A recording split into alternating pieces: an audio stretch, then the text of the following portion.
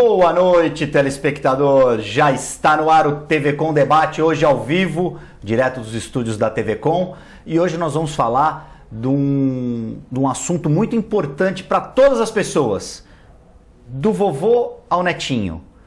Todo mundo que que enxerga precisa estar atento aos problemas que durante o decorrer da vida vão acometendo os seres humanos. E para falar dos cuidados, para falar dos problemas que mais acometem as pessoas e de como tratá-los, eu hoje recebo uma dupla de médicos oftalmologistas, os irmãos Marcos e Eduardo Garcia. Boa noite, senhores. Boa noite, Guto. Prazer imenso ter vocês aqui no programa. Eu tenho certeza que a presença de vocês dois hoje aqui vai esclarecer e vai ensinar muitas pessoas a melhorarem as práticas em relação ao cuidar dos olhos. Dos olhos ou da visão, doutor Marcos Garcia? Boa noite. É bacana, né, Guto? Quer dizer, a ênfase final é da visão, né? A gente costuma dividir o olho em segmentos, anterior, posterior, anexo, mas o que a gente corre atrás mesmo é de manter a visão do paciente em dia, né? A oftalmologia ficou tão grande, apesar do olho ser tão pequenininho, que a gente se dá o luxo de ter uma meia dúzia de grandes especialidades. Quer dizer, eu trabalho na córnea, o Eduardo trabalha na via lacrimal e na pálpebra e anexo. Quer dizer, a oftalmologia ficou gigantesca, né? Hoje são 3 anos de residência, mais 2 anos de fellow para poder fazer. Ficou interessante, ficou complicado, mas tem hora que eu preciso dele, tem hora que ele precisa de mim, tem hora que nós dois ligamos para o Celso, porque um faz retina, o outro faz córnea, e é bacana. Tem dia que a gente divide o consultório em um médico que atende só glaucoma, um outro que vê o fundo de olho dos diabéticos e um que opera as cataratas. Ficou um estilo meio norte-americano de oftalmologia e acaba levando à excelência. Cada um faz o geral, mas dentro da sua subespecialidade tenta buscar o melhor que a gente pode oferecer, né? Quem que optou? Vocês são irmãos, eu queria saber como é que é a relação dos irmãos médicos no mesmo ramo da medicina oftalmológica, porém, você já disse que você faz, adiantou um pouco o que ele faz. Quem escolheu primeiro? Vocês escolheram juntos? Ele começou primeiro, ele é bem mais velho do que eu, dá pra notar. Ele é bem mais velho do que eu, né? Eu escolhi primeiro e roubei ele da ortopedia. Porque ele tinha, você começou? Na residência, na época da faculdade, ele gostava de ortopedia. Eu falei, para com isso, não tem nada a ver. Vamos para as coisas delicadas. Você tem que ampliar os seus horizontes, abrir a visão e... Aí eu trouxe ele para o oftalmo. É verdade, ele já estava fazendo residência de oftalmologia e eu estava terminando a faculdade e eu tinha uma paixão pela ortopedia, medicina esportiva, sempre gostei muito de esporte e eu tinha um convite já formal para fazer uma residência de trauma, né? Aí quando eu estava no final... Num clube de futebol? Desculpa te cortar. Não, em Campinas, onde eu fiz faculdade, é um grande centro de trauma, né? Na época os presidentes da Sociedade Brasileira de Trauma eram da minha faculdade e tudo mais e eu vivi aquilo de uma forma muito intensa, né? E aí ele começou a me mostrar oftalmologia, eu comecei a ficar um pouco com ele. Aí um fim de semana a gente tem um grande amigo lá, que é o Queiroz Neto do Penido, foi fazer um transplante de córnea num domingo e me convidou para ver. Aí eu vi ele fazendo transplante, liguei para ele e falei, mudei, vou fazer oftalmo. Isso foi em 92, né? Já tem 23 anos atrás, aí eu fui no ramo dele. E aí não teve mais jeito? Aí não larguei mais e a gente acabou fazendo subespecialidades diferentes. Mas a gente acaba correndo em paralelo aí, de vez em quando a gente se cruza no centro cirúrgico. Tem algumas coisas que todo oftalmologista gosta de fazer, né? Oftalmologia é uma especialidade interessante porque ela é clínica e ela também é cirúrgica. Tem a parte prática. Isso é muito bacana, você tem que entender de clínica, você tem que conviver multidisciplinarmente com o endocrinologista por causa do diabético, com o pediatra por causa da criança, ele trata muito recém-nascido, com o geriatra por causa do velhinho. Então a gente se cruza no centro cirúrgico para operar catarata juntos. E aí quando tem os cachorros que mordem as pálpebras, os canais lacrimais que sangram, obstruído, infecção, eu falo, ó, você está procurando o irmão errado, você vai procurar esse sujeito aqui que ele vai... Quem que trataria, por exemplo, de conjuntivite? Aí nós dois faríamos isso. Esse é o geral. Refração, que é a prescrição de lentes, de óculos, lentes de contato, é meio a base. A base da oftalmologia é o exame de refração, né? Isso todos nós fazemos, mas a grande paixão dele é trabalhar nas vias lacrimais, é uma especialidade difícil, ingrata, não é fácil de fazer. Eu vejo às vezes ele fazendo recém-nascido, 2, 3, 4, crianças pequenininhas, de 1,5 kg, para examinar, muito delicado, precisa de um anestesista especializado, né? Precisa gostar bastante, porque subespecialidade de apaixonado. Doutor Eduardo, o a sua especialidade, ela já começa no teste do olhinho ou o teste do olhinho qualquer oftalmologista pode fazer e aí você... O teste do olhinho é um olho generalizado, onde você só quer ver se é um reflexo vermelho. Você vai jogar a luz no olho e vai ver se não tem nenhuma barreira entre você e o reflexo da retina, porque isso pode indicar uma doença grave. Todo oftalmologista faz, você pede, ele faz isso no berçário. O que eu fiz chama oculoplástico ou plástico ocular. São as doenças que acometem a pálpebra, a via lacrimal, que é o sistema de drenagem da lágrima do olho. Então, praticamente, o pessoal fala, pálpebra. Ele brinca comigo, falou, você está cada vez mais longe do olho, né? Tá fora a pálpebra tá fora. Pálpebra, via lacrimal, nariz, daqui a pouco você está operando a amígdala, tá indo. Mas olha só, se você manter teu olho aberto, quanto tempo você fica sem piscar? Sem a pálpebra não tem olho. Eu paguei com a língua porque minha filha nasceu com o canal lacrimal obstruído. Aí o tio Eduardo, congênito, ele já com semanas de vida, ele falou, já ó, você vai ter que desobstruir precoce. E você trabalha o recém-nascido e o idoso. E você explicou os dois que extremos. Ou nasce com algum problema no duto lacrimal... A pessoa nasce com um problema na via lacrimal, que você vê muitas crianças que falam assim, tá lacrimejando, tem que desentupir o canalzinho, tem que fazer massagem, você escuta, a avó já olha e fala, essa criança está com o canal entupido, a avó já dá diagnóstico. Vó é um problema, né? Vó tem um olhar tomográfico, a avó é uma ressonância. Exatamente. E os idosos que vão ter um problema de degeneração, esse canal pode entupir quando você ficar velho. E o problema é que ele entope e ele fica segurando a lágrima usada e você vai ter infecção de repetição. Tanto a criancinha pequenininha, até o idoso, ele vai ter uma área de infecção muito próxima ao olho, porque o sistema lacrimal drena a lágrima suja para o nariz. Quando para no meio, ela fica empoçada e ali vai crescer micro-organismo, você vai ter infecções muito próximas do olho, tanto na criança recém-nascida quanto no idoso, que tem um sistema imunológico ruim, e aí você tem tudo para você ter um problemão. Então existe uma ligação entre o olho e o nariz. Então, positivo. O nariz também filtra ou recebe ele recebe. Ele recebe a tua lágrima, da lágrima. Você vai passar isso para a garganta, você vai engolir junto com a saliva, então tanto a sua secreção do olho quanto a nariz da boca vai acabar indo para o sistema digestivo. É muito comum, Guto, alguns colírios antibióticos que têm o gosto mais forte, logo depois de você pingar o colírio, você sentiu o gosto. Né? Graças a Deus, aí você não precisa de mim. E eu faço às vezes o contrário Isso dele. significa que você não precisa de mim. Por outro lado, os pacientes que têm olho seco, que têm o olho muito seco e a gente tenta tratar porque é uma doença bem chata, ou a gente repõe a lágrima, ou eu faço o contrário. Ele pede o contrário, ele fala assim, fecha. Ele desentope, ele manda para você. Eu quero que ele entupa. Eu falo, dá para você entupir eu quero que você de propósito. Ele põe um ponto lacrimal, ele põe um plug e tampa para não passar, para que a lágrima fique só no olho. E aí o paciente vai pingando o colírio, alguns plugs são absorvíveis, outros são definitivos, você tem que pôr e remover. E eu falo para o paciente, olha, enquanto você não estiver sentindo o gosto do colírio na garganta, é que o plug está funcionando. Então é tira e quebra. Qualquer paciente sentiu. Fica... Na verdade, ele tem dois caminhos, um inferior e um superior, mas o inferior é o principal, o inferior dá 2/3 da drenagem. Então a gente costuma tampar só o de baixo. Mas eu já tive paciente com olho seco tão severo que eu pedi para ele cauterizar definitivamente os dois para que o paciente não sofresse da angústia do olho seco. E com essa cauterização, a lágrima não ela fica no olho, evapora devagar e fica no olho. Mas esse paciente precisava continuar usando o colírio? Mesmo assim, eles precisam continuar usando o colírio e às vezes a gente dá algumas drogas que estimulam ele a produzir mais lágrima.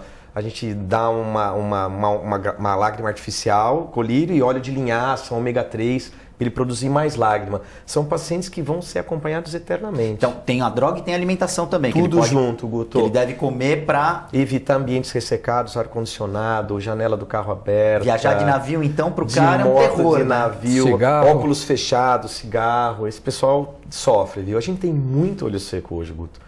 Há um olho seco moderado, são as pessoas que trabalham como a gente, ambiente fechado, que ficam direto no computador. Uma grande parte das pessoas que opera de miopia também passa transitoriamente pelo olho seco. E aí quando está muito seco, eu mando para ele e falo assim, ó, tampa provisoriamente esse canal até melhorar. E é reversível, então. Tem essa possibilidade. Você tem a terapêutica definitiva, onde você remove, ou você pode fazer o plug, o temporário, que você tem só naquele período.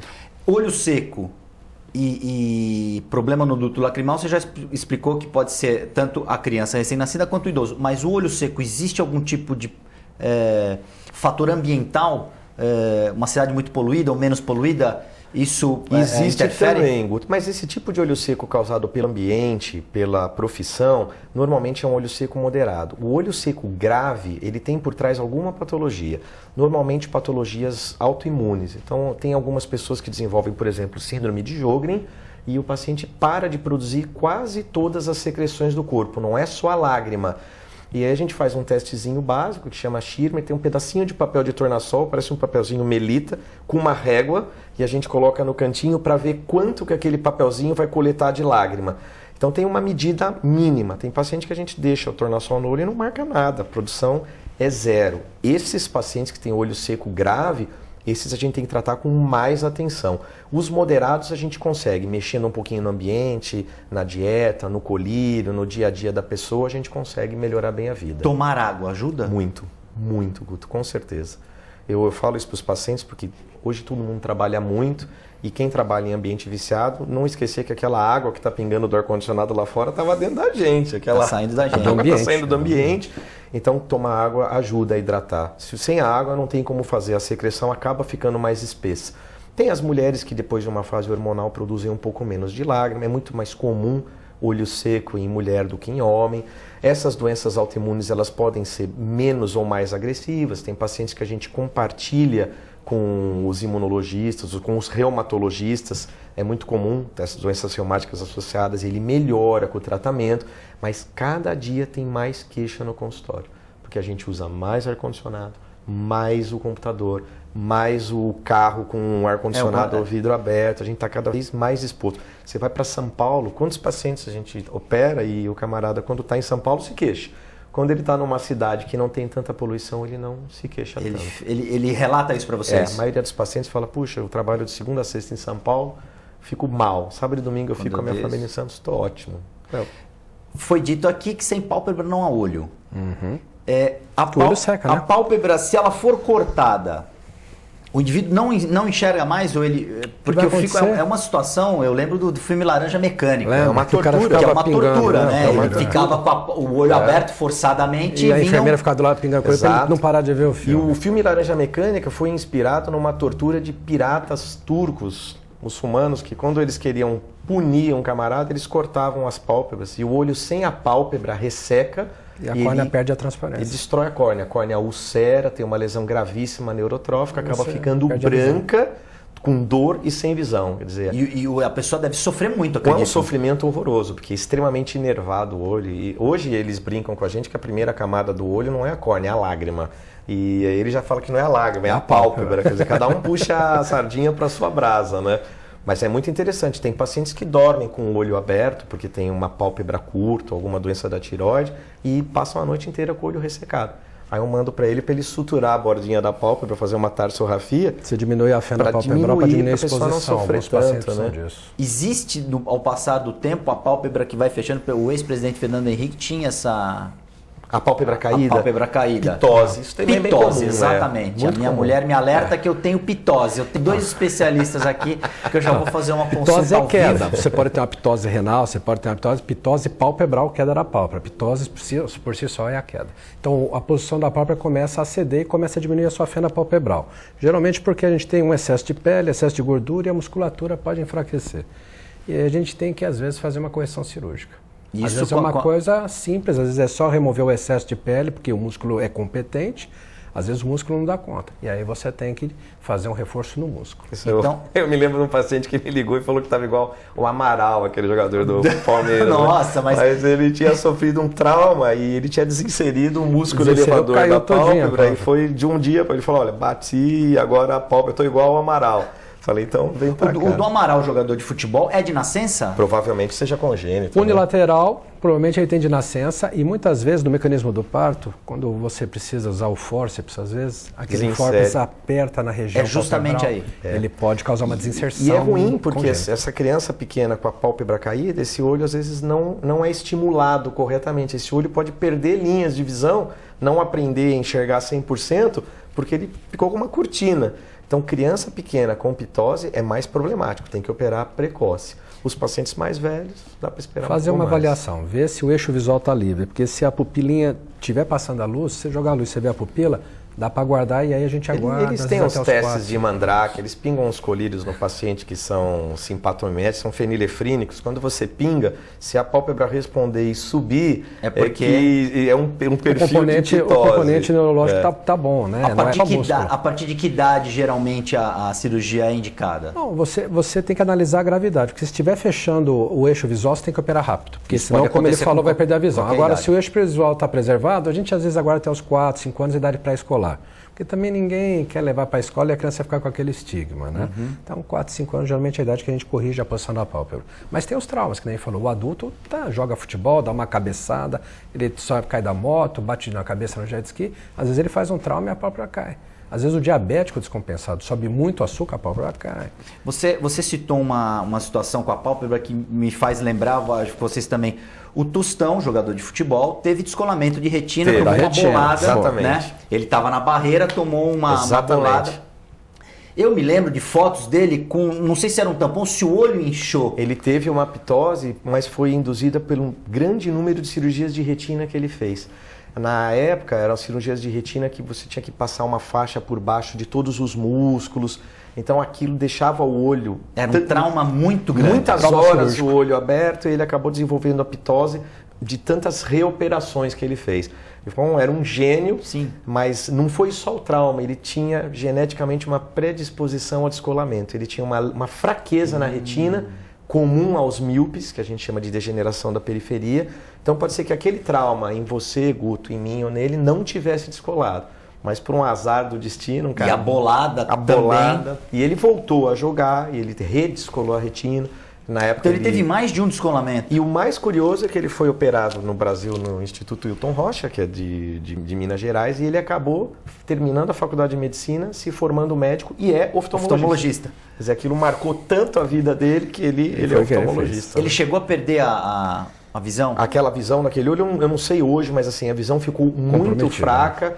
E se ele voltasse para o esporte, ele ia redescolar e começou a ter risco de descolar o outro olho. Então, porque aí ele já começou também a ser alertado que não... jogar futebol em nível competitivo com uma doença dessa predisponente, aquilo acho que deixa o camarada seriamente abalado, né? Como as grandes lesões dos boxeadores, né? A gente vai ter o Popó lutando aí. Pois é, sábado, né? Todo mundo torcendo pro Popó aí. No Arena Santos, Acelino Popó vai Freitas. Lá, Popó. Vai atropelar, eu acho, o adversário. Tamo lá. Vocês vão na luta? Eu vou para lá dar uma força pro Popó. Vamos ver se a gente traz o Popó aqui antes da luta, para ele dizer como é que ele vai dar a receita pra gente, como é que ele vai... Fígado baço, ponta do queixo. E não vai dar um no olho? Não, pelo amor de Deus, vamos na linha de cintura. Vamos na linha de cintura. É uma agressão muito grande. Muito brutal. Soco no... É muito brutal. O boxeador, ele é muito forte. Quer dizer, o mecanismo de defesa do boxeador é a musculatura, o pescoço, a mobilidade. Você vê que eles nunca estão com os dois pés plantados, né? Só que no momento em que ele sofre o impacto, o vítreo, que é a gelatina que preenche o olho, se movimenta violentamente. Esse movimento, quando a gente vê no desenho animado que a pessoa vê estrelinhas, é porque o movimento faz com que a gente veja um fenômeno luminoso. Se alguma fragilidade da retina, o vítreo tiver aderido, ele traz um pedacinho da retina, faz um rasgo, uma regma, isso aí dá origem ao descolamento. Então eles são examinados, o boxeador em nível competitivo é acompanhado direitinho, mas é uma carreira brutal. Sim. Quem assiste uma luta de boxe de perto, vocês não têm ideia do quanto o Popó é forte. Eu cruzei com ele domingo correndo na praia, assim, eu fui abraçar ele, parecia que estava abraçando um poste, de tão forte. Eles são muito fortes, né? Lutador de vale tudo, também? Também. Vocês oftalmologistas devem ser bastante requisitados. Eu já examinei bastante gente e a gente eventualmente opera alguns pacientes de miopia. E para mim fica a parte fácil, daí eu peço para o Celso ver a retina, porque a gente precisa dar uma boa avaliação da periferia para ver se esse paciente não tem nenhuma predisposição ao descolamento. Se tiver, o colega que faz a retina, o Celso faz para a gente, ele pode fazer umas aplicações de laser para reforçar. Ele faz um rebite, ele dá um reforço com laser. Ele literalmente prega, solda a retina faz com 2 laser. ou 3 linhas de solda para fortalecer, mas só na eventualidade de encontrar uma lesão. Se ele não encontrar lesão nenhuma, se o lutador não tiver essa predisposição, ele só examina o paciente periodicamente. O problema é quando é um lutador de alto nível e é míope, porque os míopes são mais sujeitos, e tem grandes lesões predisponentes. Aí tem que tratar. O cara tá lascado.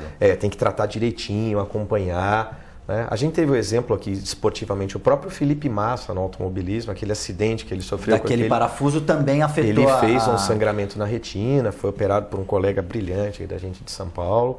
E com sucesso, restabeleceu 100% da visão, mas uma lesão extremamente delicada para um cara que tem que ter no mínimo 100% de visão. Né? No caso do Felipe Massa, houve uma hemorragia, fragmentos que atingiram de metal o olho. Que entraram para dentro da órbita, passaram pela pálpebra, entraram na órbita e sangraram. E ele fez uma hemorragia dentro do olho. Demorou um bom tempo para aquilo absorver, ele correu o risco de ter uma sequela visual. Mas ele recuperou aí 100% de visão, brilhantemente, aí está aí correndo muito bem. Né? Porque a pálpebra é a primeira defesa do olho. E você tem um reflexo, você consegue muitas vezes fechar o olho antes do objeto acertar você. Então a pálpebra acaba amortecendo um pouco o trauma. Lógico que se for um objeto contundente, um fragmento de bala, um parafuso a 300 km por hora na pista. A velocidade é brutal. Vazou o capacete, né? Bateu no capacete, você imagina, aquilo poderia ter feito um trauma de crânio. A gente grave. tem muito trauma ainda, viu, Guto? Assim, melhorou muito. Eu lembro de há 20 cinto de anos segurança atrás. foi o campeão da salvação da gente. Porque vocês, antes do cinto, Nossa, o índice... Todo fim de semana à noite a gente chamava de síndrome do para-brisa, uma perfuração de olho por um batia a cara no acidente para-brisa e furava o olho, perfurava o olho, era toda semana tinha. E acidentes como esse, perdia a visão? Ou existia a possibilidade? Grandes formadores de sequela. E foi engraçado, foi uma dupla, né? A lei regulamentou o cinto de segurança e obrigou que o para-brisa fosse laminado. Agora ele é laminado. Era o que eu ia perguntar para você. Se a tecnologia também foi muito trabalhou para... Pra... Olha, tem lei que a gente nem entende porque se faz, porque não pega, porque não tem necessidade. Agora, quem fez a lei do cinto de segurança salvou aí 1 milhão de pessoas. E com certeza deve ter ouvido médicos oftalmologistas, ou então teve o insight de perceber. A gente já usava. O pessoal andava comigo e falava assim, você parece caipira. Não, a gente usava o dia inteiro. Costurar a pessoa, você vê o dia inteiro, gente, mas com lesão, não era comum, não, Guto. Isso foi brilhante. Interessante esse dado de vocês. Sociedade, isso. Quanto jovem deixou de trabalhar, foi para a Previdência, porque parou de trabalhar precocemente, porque perdeu a visão de um dos 2 olhos. E na época que o pessoal comemora com fogos, que para mim é o terror do ano. Eram os assuntos que eu ia desdobrar. Eu não posso ver um rojão eu assim. Também não... Meu Deus do céu, porque eu não vejo onde inventar o rojão eletrônico, o aplicativo de rojão. Você aperta um botão, ele... Mas que ideia de jirico, né? Ficar soltando o rojão no Réveillon. Antes de vocês falarem de explosivo, de rojão, tiraram muito caco de vidro, então, de dentro do olho. Mas muito. Cerveja no freezer, né? Que o cara deixa, passa do tempo, ele puxa. A hora que ele puxa, aí você dá aquela chacoalhada, o líquido congela de uma vez, aquilo vira uma granada e estoura, né? Rolha de champanhe no Réveillon. É a única hora que a cerveja pode fazer mal para o indivíduo. É nesse momento. Então, a atenção tem que ser na retirada do congelador. Pega um pano de prato, se põe congelou, em cima. Pega um pano grosso, tira e deixa quieto. Porque vai estourar. Pode estourar. A rolha de champanhe sai a quase 90 km por hora da tampa, do primeiro metro. E todo mundo fica olhando, né? Vai abrir o champanhe. Não, tinha que fazer barreira, tem todo um mundo cunhado para acertar a rolha de chama. Cunhado no que ele direciona estrategicamente. Ele vai pro térreo e solta o rojão e acerta a vovó no primeiro andar, na sacada. Todo Réveillon tem a briga, refrigerante com garfo, aquela mania de fazer aquele movimento.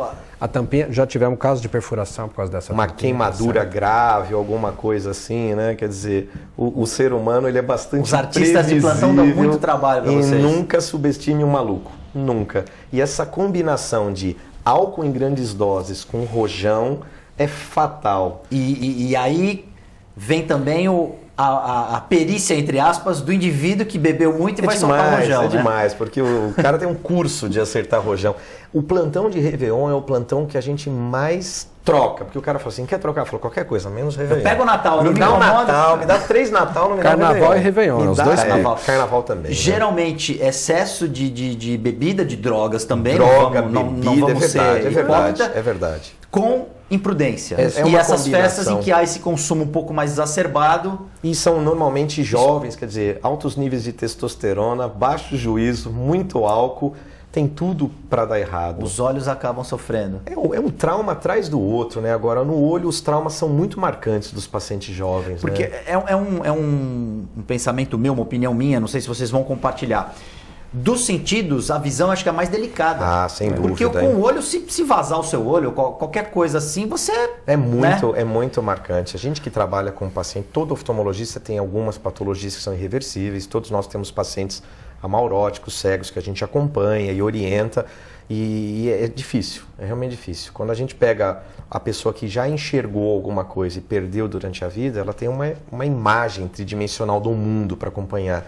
Aquele que já nasce congênito sem enxergar é muito mais difícil de se adaptar, é muito difícil. Eu me chateio muito quando eu vejo esse tipo de coisa. Você falou de cegueira congênita, eu fiz uma lição de casa hoje, eu assisti o filme do Ray Charles. Que é fantástico, né? Porque ele tinha um glaucoma congênito. Exatamente, essa era a minha pergunta, porque no filme não fica claro. É um o filme se glaucoma preocupa em congênito. contar outros detalhes, mas não explica Mas com judiação, detalhes. glaucoma congênito. Cega até hoje, viu, Guto? Cega até A hoje. pessoa nasce, enxergando. Ela nasce enxergando e a pressão do olho sobe de uma forma anômala e tão rápida que vai destruindo o nervo óptico rapidamente. E até um momento em que o nervo óptico é destruído é irreversível. O que perdeu não volta mais. Então tem que fazer diagnóstico precoce. O que você vê nítido no filme, o que é o poder financeiro na saúde, porque eles eram de um estado pobre, negros, desfavorecidos, sem nenhum acesso à saúde. Até hoje, quem não tem acesso a um grande centro, porque aí vai precisar de medicina mais especializada para fazer um tratamento, uma cirurgia bem pequenininho. Então, se ele tivesse sido operado bem pequeno, ele teria salvo uma boa parte da visão. O teste do olhinho, por exemplo, se tivesse sido feito, não detectaria? Nesse caso, pode ser que não. Porque logo que ele nasce, não ia dar. O que acontece em algumas crianças com glaucoma congênito é que o olho parece um pouco maior do que o normal, porque a pressão faz com que o olho fique um pouco maior. E se elas tiverem um pouco de edema de córnea, a córnea pode ficar um pouquinho azul. Isso pode acontecer. Mas o teste do olhinho não foi feito para detectar o glaucoma agudo. Mas se tiver atenção primária, teria sido diagnosticado e teria sido tratado. Porque o olho, inclusive, ele vai, no filme não fica, ele tem uma hora que ele tira, o olho vai fechando, é isso? Naquela fase mais tardia, o olho já estava passando por um processo de atrofia tardio. Mas ele nasceu com o olho enxergando, ele teve durante alguns anos nervo, percepção, córnea, cristalino funcionando, né? E é uma judiação. E eu tenho ideia que num país como o nosso, enorme, a gente deve ter pelos rincões afora alguns nichos aí que, se você não tirar e levar para uma capital, para um grande centro, ele vai sofrer. E não tem jeito. Senhores, eu tenho que fazer um rápido intervalo, daqui a pouco a gente volta com o TV Com Debate.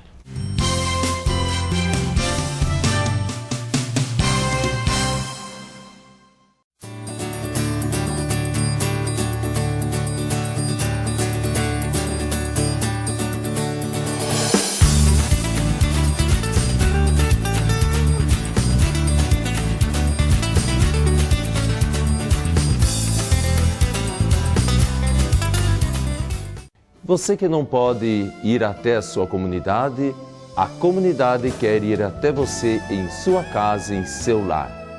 Participe conosco todos os domingos, às 8 horas da manhã, a Santa Missa em seu lar. E fique com Deus. Apoio Visão Laser.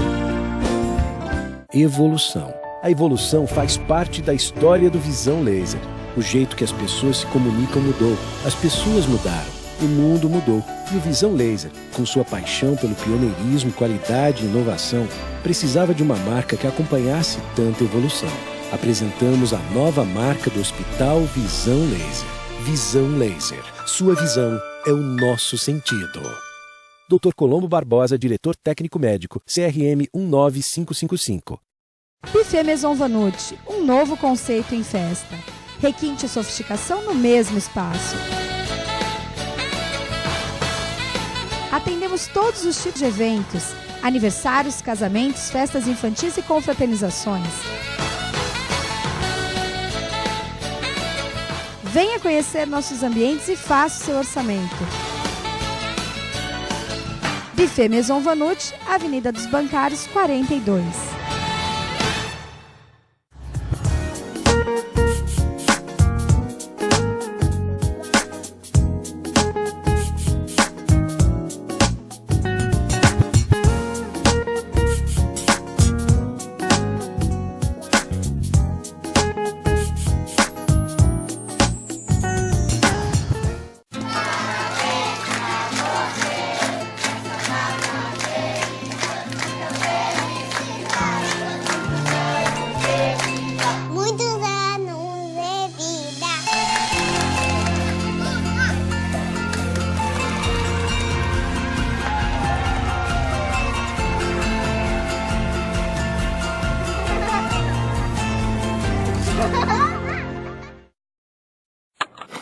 A TV Com traz qualidade e interatividade para a Baixada Santista. Nos preocupamos constantemente com a qualidade de nossas produções. Por isso, investimos em equipamentos e profissionais qualificados. Nosso estúdio é, sem dúvida, um dos mais bem equipados da região. São mais de 40 metros quadrados de tecnologia. TV Com, sempre com você. Corta.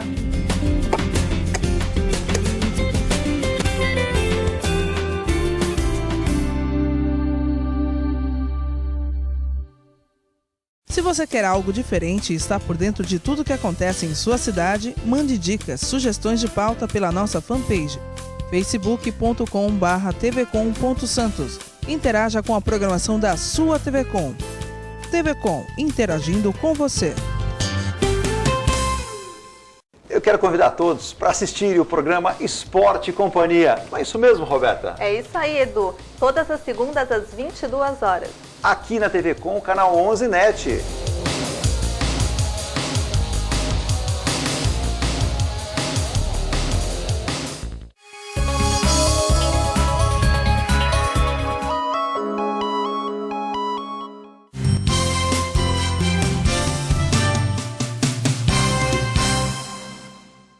Já estamos de volta com o TV Com Debate desta terça-feira, dia 11 de agosto, que hoje traz as presenças dos médicos oftalmologistas Marcos Garcia e Eduardo Garcia.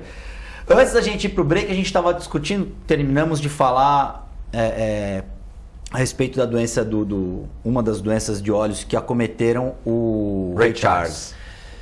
Quais são as doenças de olhos mais comuns?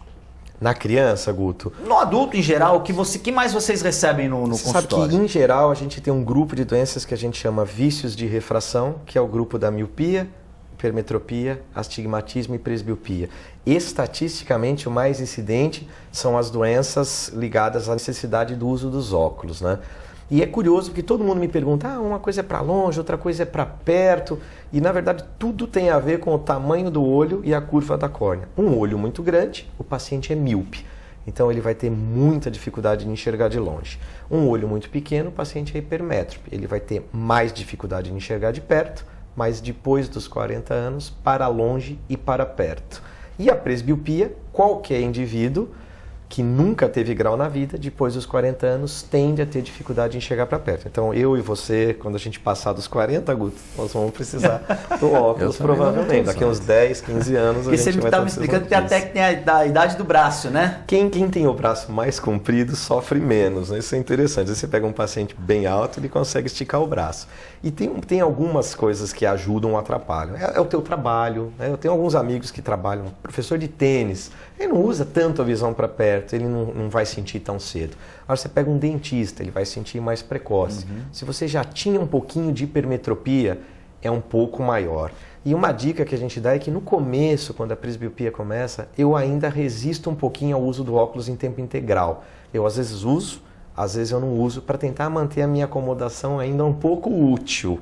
E eu acho isso bem bacana porque vou mandar esses slides para você, de um colega que fotografou na China, porque o asiático tem muita miopia, e eles estão fazendo uns estudos, mas eles não trocam muito com o Ocidente, em que eles não deixam as crianças chegarem pertinho do livro e do tablet. Então a carteira, obrigatoriamente a carteira de tem uma travinha e a criança não consegue chegar pertinho do livro. Então, você entra na sala, você vê assim 100 crianças sentadas e todas elas, a carteira não deixa ela chegar tão perto, porque eles acreditam nessa teoria de que mexer com a acomodação e ler muito de perto, e o hábito hoje das crianças é tablet, computador, celular o tempo inteiro. Isso geraria uma epidemia, uma geração epidêmica de míopes, né?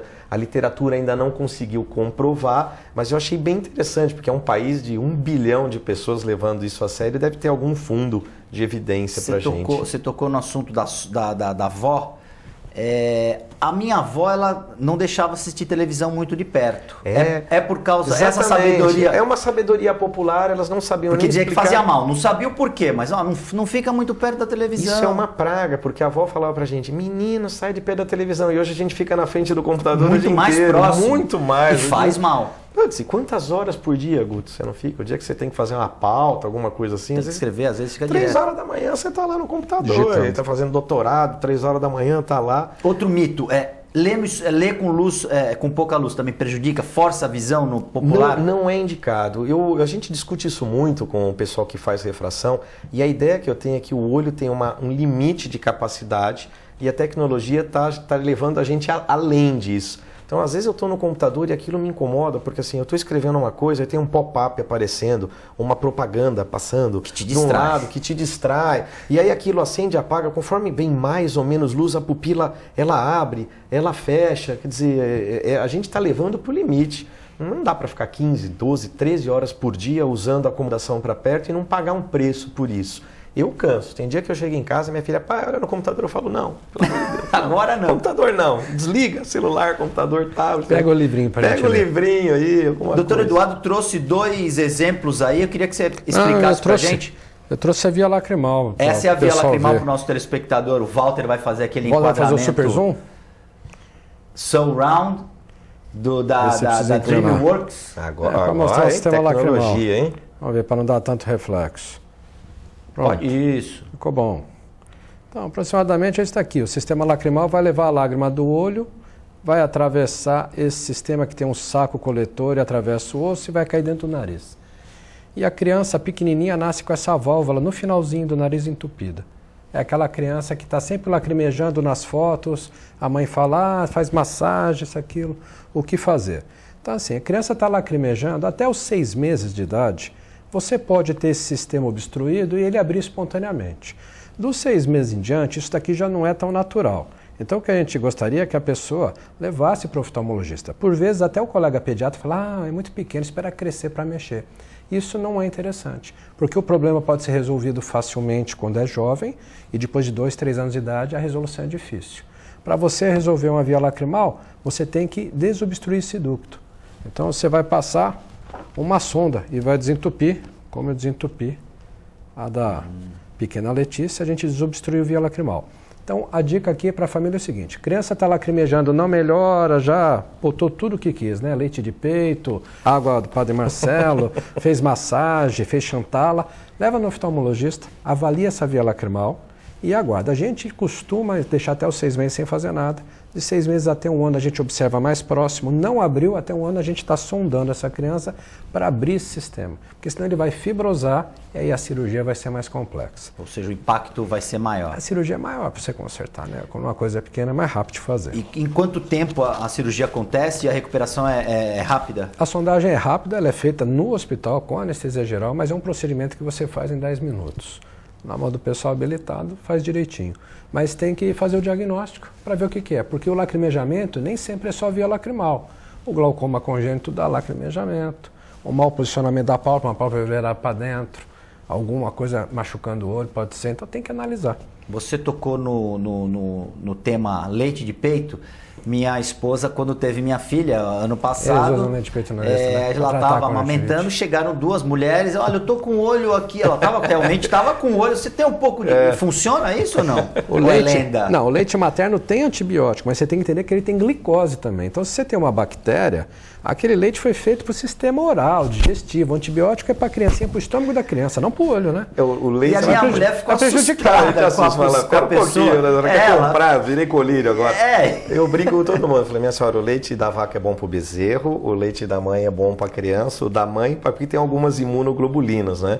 Mas é uma proteína, junto com uma fração de gordura, que pode se desestabilizar, vai azedar, vai talhar. Puxa, e tão mais eficiente usar um colírio hoje, que é totalmente balanceado. Ir ao médico, oftalmologista. Mas é a crendice, né? Ajuda, né? Outra coisa é água boricada, o pessoal usa para tudo. E água boricada é um antisséptico, é um ácido diluído que você usa nas bactérias que fazem muito pulso. Fora disso, ele acaba sendo irritante. Então, e qualquer coisa no olho, o pessoal quer usar água boricada. Compressa com água boricada que vai te relaxar a visão. Você sabe o que acontece? Errado. Esse sujeito chega assim no consultório com tudo queimado assim em volta do olho, porque ele fecha o olho e põe aquela compressa gelada. Exatamente. Então você tem um ácido diluído gelado em cima de uma pálpebra, porque o olho está fechado.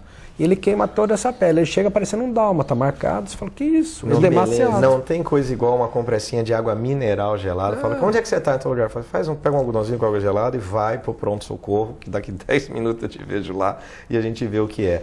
Porque é um medo muito grande, automedicação, ou usar um colírio que a gente já tem em casa. Né? Ou aquela coisa que a gente tem, o brasileiro, olha, deu certo comigo fazer tal Exatamente, coisa, faz isso aí que comigo deu certo. Extrapola Cada e... caso é um Pinga caso. esse colírio que eu usei aqui, só minha avó pinga isso daqui sempre, pinga pra você ver. Tem uma série de colírios, Guto, quer dizer, graças a Deus o antibiótico agora foi regulamentado, porque também era vendido indiscriminadamente, era usado sem necessidade, o que faz com que hoje a gente tenha uma série de bactérias que sejam insensíveis e resistentes a quase todos os antibióticos, por mau uso, mas a gente tem as cortisonas, tem boa parte desses colírios que a gente pinga e o olho fica branquinho, que tem uma dose de cortisona enorme. E se você usar indiscriminadamente, vai te dar catarata cedo, vai te dar glaucoma, e a pessoa vai usando. Eu vou fazer uma consulta, não vou mostrar a marca, mas deixa eu ver se eu posso fazer aqui.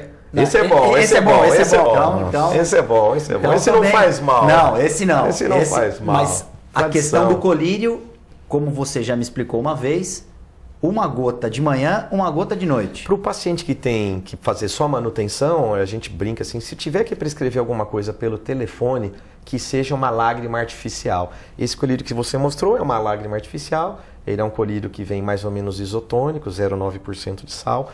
Eles são feitos à base de carboximetilceluloses. Ele é uma lágrima imitando a sua lágrima, feito de um composto vegetal. Ele é estéril, então ele vai lubrificar e diluir qualquer coisa que tenha no olho. Esse dá pra gente falar assim, se vira com esse aí até você chegar no hospital. É isso aí. E esse, o balconista da farmácia pode oferecer, fala, o senhor pinga até o senhor chegar no hospital, que pode trazer conforto, diluir um corpo estranho. Às vezes o paciente tem uma queimadura química, uma coisa banal, você está em casa e cai um produto, um detergente, alguma coisa... Fumaça de cigarro. Fumaça, fuligem. Às vezes tem um cigarro que a fumaça literalmente entra no olho. Aquela vela morfética de festinha de criança que faz... Que apaga, vem sempre no seu olho. Aquilo é magnésio. Aquela que fica magnésio, queimando. que fica pulando. Estrelinha. E aquilo vai no ambiente e cai. E se ela cair quente na conjuntiva ou na córnea, ela... Vai queima queimar. E ela fica aderida. E depois você não consegue tirar, Guto. A gente tira no consultório, porque a gente anestesia e remove. Mas você tem que imaginar uma mesa de vidro molhada com pires em cima. Ela faz uma pressão, olhando, não sai. Então pinga o colírio lubrificante e traz para o pronto-socorro. A gente tem grandes hospitais aqui na região, todos com pronto-socorro de oftalmologia, e resolve. Mas é muito comum na região queimadura por ácido ou por álcali, das pessoas que trabalham no porto, na área petrolífera. Se você tiver um bebedouro, você salva a visão desse camarada. Com água. Você tem que lavar, dilui o agente agressor. Você tem que diluir o ácido ou a base, o que seja. Se você não tiver uma garrafa d'água na hora, que seria o ideal, o bebedouro fácil para um adulto. Inclina a cabeça, abre, põe o bebedouro. Porque inclusive é uma recomendação que vem em todas as embalagens de produtos, exatamente. Né? Se tiver um contato com o olho, lave imediatamente. É isso aí, abundantemente. A gente lava no pronto-socorro, às vezes com soro, às vezes a gente lava com 1 litro, 1,5 litro, para ir diluindo. Uma parte entrou dentro do olho. Não tem jeito. Não tem jeito. Mas o que ficou no fundo de saco, se eu conseguir lavar rápido, vai entrar muito menos dentro. Então, lavou com água corrente, pronto-socorro. Não adianta só fazer porque vai fazer uma queimadura, vai fazer uma ceratite. Outra coisa muito comum é o pessoal da solda, Guto. Eu ia te perguntar agora, o pingo da solda. É judiação, porque ele demora algumas horas entre vocês mexer com a solda e ela começar a doer. Então o camarada passa o dia inteiro soldando. Sem óculos, né? Eles usam o óculos, mas na hora de fazer um detalhe da solda... Ele tira para ele enxergar melhor. E outra coisa que acontece, às vezes você está soldando e um colega está aqui do lado com o torpedo de acetileno, e esse cara se queima à distância. E ele sai do serviço às 6 horas, quando dá meia-noite ele está no pronto-socorro. É o tempo para começar a doer. 5 a 6 horas. E aquilo vai queimando, vai perfurando. Queima a córnea. Queima mesmo, como se fosse um bronzeamento rápido. Queima o epitélio e dói, Guto. E aí ele vai ter algum comprometimento na visão? Não, se a gente tratar direitinho, não tem sequela, mas é muito comum. Quando a gente está chegando no hospital, aqui essa hora das 10 à meia-noite, começa a chegar o pessoal da solda. Com terminou. Porque, inclusive, como você chamou a atenção, tem determinados soldadores que usam uma espécie de um capacete Exatamente. medieval, uma placa tem que fechar tem tudo, o visor tem que fechar e ele tudo. protege toda a face. Ele queima a face também. Se você ficar só com óculos pequenininho, ele vai fazer uma queimadura na pele, no rosto. Ele queima até uma certa distância. De repente eu soldando aqui, você é 1,5 metro de mim, pode ser que você faça uma queimadura não tão intensa. E são soldas muito compridas, o pessoal faz turnos de 4, 5, 6 horas. Uma dúvida técnica, sendo um pouco chata. A faísca do esmeril, a mesma coisa? A faísca do esmeril não queima, mas ela joga microfragmentos metálicos, tanto do metal do esmeril, da pedra, quanto do que você está moendo. E Quente a velocidade e é muito grande. Ou seja, pequenas lâminas Entrando na incandescentes. Ela pode Se não até tiver com a conseguir proteção. perfurar a conjuntiva, lâmina fusca, esclera e parar dentro do olho. Não é incomum, quando é metálico, a gente chegar para o paciente, fazer um raio-x e no raio-x achar um pedacinho metálico Dentro do olho. Travessou, às vezes. Que aí é um drama, né? Que o Que aí fragmento... tem que tirar. E aí é complicado, porque se for um metal, por exemplo, ferro, tem uma reação de oxidação violenta, o olho tem uma resposta inflamatória dramática. Se for, por exemplo, vidro, o olho já é bem inerte. mais tolerante, porque é inerte. Mas sempre, corpo estranho intraocular é sempre grave, com alto potencial de sequela. Isso é um outro problema cultural, porque a gente vê o pessoal fazer comissão de prevenção de acidente, tá? Sempre tem quem fala assim, põe o óculos, põe o capacete, põe o óculos. A gente fica com pena, porque vem um pai de família com 30 anos, que às vezes vai perder uma visão de um olho, vai se desqualificar para o mercado de trabalho, porque não usam óculos de acrílico que a empresa dá e o obriga a tratar. O cara fica aqui pendurado, né? o EPI, o abafador equipamento de proteção e o óculos. individual. Ele é obrigado a usar, quer dizer, ele mesmo não usou para se proteger. A CIPA hoje funciona muito bem, mas ainda é regra, né? A gente pega o pessoal que, putz, foi 1 minuto que eu tirei o óculos. Mas é nisso que a tragédia... Por isso que não pode, por isso que cinto de segurança é para ir até a padaria na esquina e para trabalhar. Entrou no carro, ligou e andou, tem que estar de cinto. É como se você fosse blindar o carro e blindasse só o seu vidro. Não existe isso. Ou você faz o procedimento de segurança por inteiro e segue o protocolo. Culturalmente, a gente não tem muita tradição de protocolo, né? Protocolo é uma coisa de americano, de inglês. O protocolo protege o trabalhador, viu, Guto? Protege o médico, até a gente. As nossas condutas são protocolares. O que fazer no corpo estranho? Primeiro, fazer o raio-x para ver se tem corpo estranho. Segundo, fundo de olho para ver se tem todo um protocolo. Se você fizer todas as etapas do checklist, a chance de você errar é pequena. E vocês também, quando estão atuando, também tem que ter checklist proteção. Para tudo, para a gente também. Vocês também, né? Você se expõe, porque tem uma série de doenças infecciosas que a gente pode se contaminar. Então, o cirurgião toma suas vacinas para tudo que você possa imaginar e você tem que se preservar, porque você vai passar 30 anos da sua vida operando, né? Prótese ocular. É com ele. Como que a gente tá? Porque a prótese ocular, o olho de vidro, foi a primeira prótese. Piratas do Caribe, né? Aquele que cai. Exatamente. Como é que é feito? Eu sempre tive essa curiosidade. É de vidro mesmo? David Bowie tem um dos olhos olho dele. de vidro. Que ele tomou uma garrafada, se não me engano, brigando por causa de uma namorada e ficou sem uma vista. Você tem o globo ocular que foi lesado e você retira só o conteúdo dele e você coloca uma esfera de acrílico dentro e mantém o tamanho e o movimento, ou você tem uma doença que você tem que tirar o olho todo como um tumor. Então, quando você tira o olho todo, realmente fica uma cavidade muito grande e aí a gente usa de uns artifícios. A gente segura os músculos, a gente preserva os músculos, pega uma esclera do banco de olhos conservada de alguém que doou depois da morte, guarda aquela parte branca, põe a bola, prende os músculos e depois adapta essa prótese que é feita de acrílico. Ele fotografa um olho, o técnico faz a outra igualzinha e põe por cima. Então, geralmente, você vai adaptar só uma prótese pequena sobre um coto do teu olho ou um coto que você criou, para poder ter movimento. E dá um resultado estético muito bom, porque a pessoa morre de vergonha de ter aquele buraco, ela cobre com o rosto. Muito estigmatizante. Acaba com a qualidade de vida dele. Mas aí... O resultado é muito bom. Esse olho, ele mexe, ele acompanha? Ele tem a mesma coloração do outro olho teu, ele tem todos os detalhes, tudo. É muito bem feito, viu? É tão bem feito que você fotografa o olho bom e manda para a empresa que faz a prótese. Ele tem uma sensação de profundidade, porque ele tem uma capa vítrea, E tem uma coisa que a gente costuma fazer quando o cara termina a faculdade de medicina. Coitado, tá no primeiro dia que ele quer fazer oftalmologia. Isso é uma coisa. Ele chega no primeiro dia, daqui a pouco passa um cara que ele operou, botou uma prótese, tá bonita, a prótese tá totalmente ligada nos músculos, ela mexe. Manda o residente fazer aí o fundo do olho. Vai lá, vê o fundo do olho dele, vê o que tem na retina. Eu tô achando aquele olho daquele cara meio esquisito. E o cara olha e fala, não, isso aí tá meio duro, será que a pressão tá alta? Eu falei, não. Cara, não tem reflexo. O cara começa a entrar em pânico. Mas o paciente gosta, que ele fala assim, pô, enganei até o residente. Engana, foi bem feito. Essa é a prova real. E aí, assim, toda vez que começa, a gente tem alguns pacientes que vêm fazer revisão de prótese, né? E o cara fica, fala, doutor, eu não estou enxergando muito bem com esse olho aqui. E aí o cara vai, examina e fala, putz, é prótese. A medicina está sempre em evolução. A gente já tem informação de olhos biônicos. O famoso microchip para o olho, né, Guto? Como é que a gente está nessa tecnologia e realmente se a ficção científica vai acabar? Você sabe que assim, eu pergunto muito para o Celso, porque ele acompanha bastante e ano que vem o Congresso de Retina e Vítreo vai ser aqui em Santos, o brasileiro, que é uma coisa... Boa notícia. É raríssimo uma cidade não capital de estado sediar um congresso tão grande, isso é bem legal. Ele se juntou com todos os colegas da cidade que fazem retina. E eu pergunto para ele como é que tá, e assim, ainda está muito longe do que a gente vê na ficção científica. A imagem ainda é feita de poucos pixels, pontos de contraste entre branco, cinza e preto, e tem um delay entre a hora que acontece e a hora que o córtex consegue ler a informação. Mas na velocidade que as coisas vão evoluindo, eu brinco e falo para ele assim, puxa, quanto tempo vai demorar para que o cara tenha um aplicativo ligado, alguma coisa que consiga dar uma visão útil?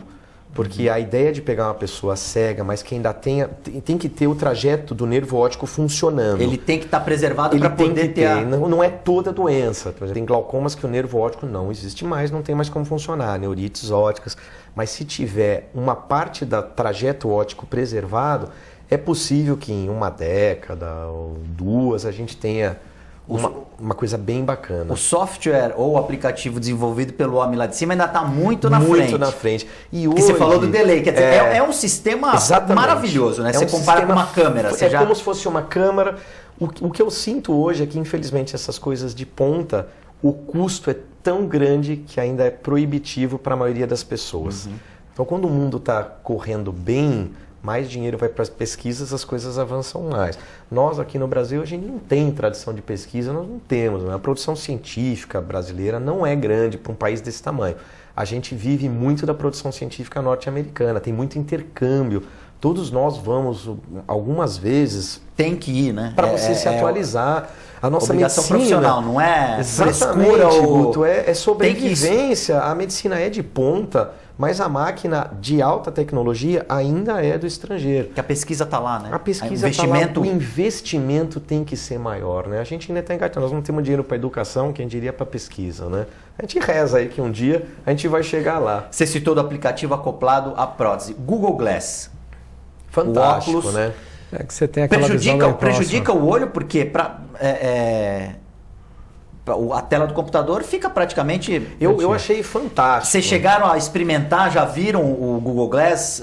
Eu vi alguns vídeos e quando a gente estava nos Estados Unidos a gente viu alguns protótipos, não do Google parecido. O problema, por exemplo, para mim que já estou mais velho, com mais de 40 anos, me cansa muito a proximidade do olho. Eu brinquei um pouquinho com um análogo dele e depois de meia hora eu já estava querendo uma aspirina, porque estava muito perto. Mas assim, é promissor. Realmente é promissor, quer dizer, isso é um embrião, isso veio para ficar e se você vê o que eles têm já de ficção científica, por exemplo, para os militares, os grandes óculos com displays, o cara tem uma visão noturna, por exemplo. É fantástico, uma consciência situacional, ele consegue com os olhos acessar quase todas as informações sem procurar. Isso aí vai vir, logo vão vir para os carros também, a gente já tem na Alemanha os carros com o vidro temporizado como se fosse um óculos fotocromático. A luz bate, o vidro escurece. De acordo com a intensidade da luz, ele regula... É fantástico. Você está guiando, você não precisa ficar procurando os instrumentos, ele projeta num cantinho do vidro quanto você ainda tem de combustível, gasolina, o seu GPS, para você não precisar mexer. Isso tudo vai vindo devagarzinho, é que cada vez vai excluindo, né? Vai ficando tão caro Mas a tecnologia vai é isso, né? A gente um dia chega pra gente aqui também. Via lacrimal a gente abria com broca, martelo e broca. Aí Cinzel. eu fui pro laser, Cinzel. nós usamos laser de diodo, começamos a fazer orifício com laser para reconstruir a via lacrimal no adulto. Hoje eu fui para a China e trouxemos uma tecnologia, hoje nós temos a radiofrequência. Então você desobstrui o ducto sem cortar, sem furar o sem fazer nenhum tipo de procedimento não tem invasivo. incisão. Por dentro do canal da lágrima você consegue desobstruir o ducto nasolacrimal. É um avanço. E você volta a ter o fluxo, isso no adulto, que tem obstrução. Chinesa.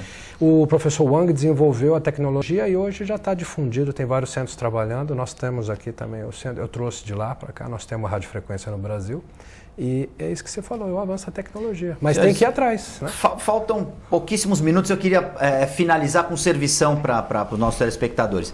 O momento agora vai chegar a primavera, conjuntivite, pólen o que fazer? Eu vou falar para você, assim, a conjuntivite na primavera, que é sazonal, para os alérgicos é redobrar a atenção. Para quem tem criança pequena alérgica em casa, o ambiente é determinante. Então, eu sou alérgico, eu não tenho cortina em casa, minha casa parece uma pensão. Eu não tenho cortina, eu não tenho carpete, eu não tenho tapete, o cachorro lava toda não tem semana. A toalha, é aquele jogo americano, o ar-condicionado eu troco eu troco na véspera da primavera, eu peço para lavar o filtro, trocar o filtro. Quem tiver tapete, passar pano úmido com alguma substância ácida, como um vinagre, não deixar as crianças na hora da limpeza. Eu não tenho uma roupa que seja lã, que solte fio, que solte nada. Eu não tenho, eu tomo um cuidado danado, eu não mexo em nada empoeirado. Revista em casa é no máximo a de abril, o resto eu jogo tudo fora. Porque se eu vou num ambiente que está empoeirado, vou num cinema, biblioteca assim, ninguém vai ver o filme, porque eu vou espirrar 2 horas... E o olho vai junto, Guto. Lente de contato descartável. Não, a lente de contato é aquela história. Se você, primeiro, precisa saber se você tem uma boa lágrima, que nem falou, tem que examinar se o paciente tem uma boa lágrima, se ele tem uma boa superfície ocular, se ele não tem uma doença que nem uma alergia, porque aí você vai colocar uma lente de contato num cara que é alérgico e tem pouca lágrima, você há de convir comigo que esse paciente vai fazer problema. E ele quer ir na praia, ele quer ir na piscina, ele quer fazer tudo errado a lente. A lente é uma maravilha, Guto, mas de todos os males, a descartável ainda é o menos mal. É o menos ruim. E se você puder optar, você escolhe um polímero que chama silicone hidrogel, porque é uma lente descartável que é bem permeável. O oxigênio passa pela lente. Essa é a lente boa. Não é a propaganda, não é a caixinha bonita, não é o nome da multinacional. É quando você for conversar com o seu oftalmologista, se você tiver olho seco, ele vai escolher para você a que tiver o maior DK, coeficiente de solubilidade ao oxigênio. Por isso que no momento de usar a lente de contato é ato médico. Não adianta querer comprar pelo Google a lente de contato porque aquela caixinha é bonita. Você tem que saber escolher e saber tratar. Para aquele paciente que tem pouco tempo para manutenção, para você, descartável, Guto. Não tem outra dúvida. Você está aqui, a lente começou a te incomodar, você lava a mão, tira e joga fora. A lente ela tem um custo que permite.